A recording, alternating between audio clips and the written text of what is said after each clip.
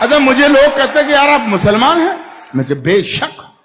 तो यार मुसलमान होकर आप गाय को माता क्यों कहते हो? मैंने कहा यार प्रश्न तो तूने ठीक किया, लेकिन जवाब भी ठीक ही होगा। जब वो मुझसे पूछा गया कि आप गाय को माता क्यों कहते हो, तो मैंने कहा हम किसान के पुत्र हैं। जब मैं 3 बरस का बच्चा था, छोटा, मेरी माँ गाय का चारा पानी करके, नहला धुलाकर, मालिश वगैरह करके जब गौ माता का दूध निकालती थी, और गौ माता का दूध जब मेरी माँ मुझे पिलाती थी, तो मुझे दूध देते वक्त गौ माता ये नहीं देखती थी कि ये बच्चा हिंदू का है या मुसलमान का है। जब समान भाव से गौ माता मुझे दूध देती थी और मुझे कहते हुए ये फक्र होता है, उसी गौ माता का दूध जब मैंने पिया, मैं 56 किलो वजन में यूनिवर्सिटी में LLB करने गया, तो मित्रों आपको जानकर ये खुशी होगी, उसी गौ माता के दूध की वजह से मैं पूरे राजस्थान में कुश्ती का चैंपियन रहा हूं। यह मुझे फक्र है।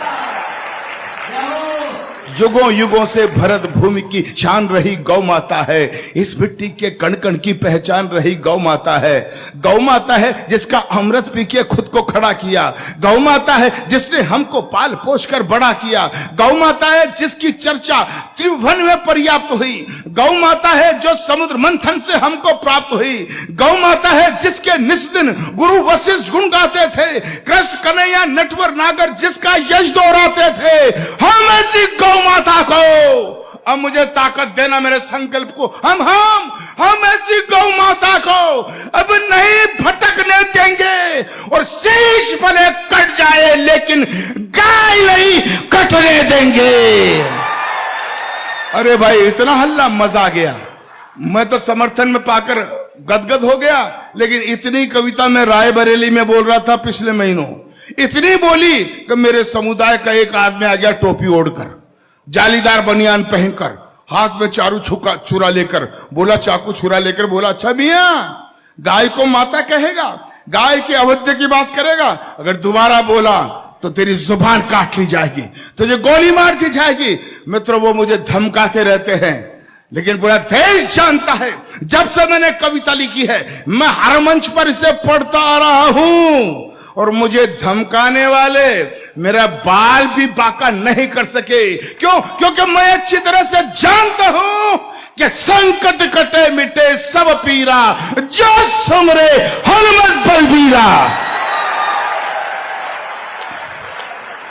जिस आंगन में गाय नहीं वो घर भूतों का डेरा है।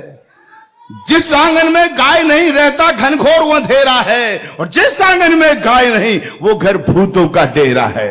अरे जिस आंगन में गाय नहीं, अगली पंक्ति में समर्थन देना, जिस आंगन में गाय नहीं यमदूत वहां पर हंसते हैं, और जिस आंगन में गाय बंधी हो देव वहां जा बसते हैं।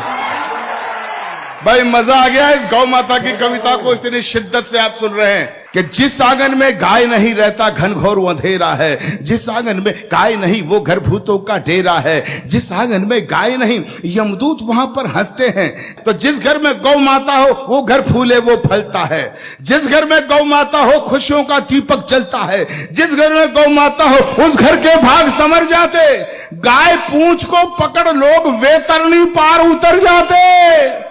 तो गौधन का वध करने वाले, गौधन का वध करने वाले द्रोही कंस कहते हैं, और गौपालक के घर में बंसी नटवर श्याम बजा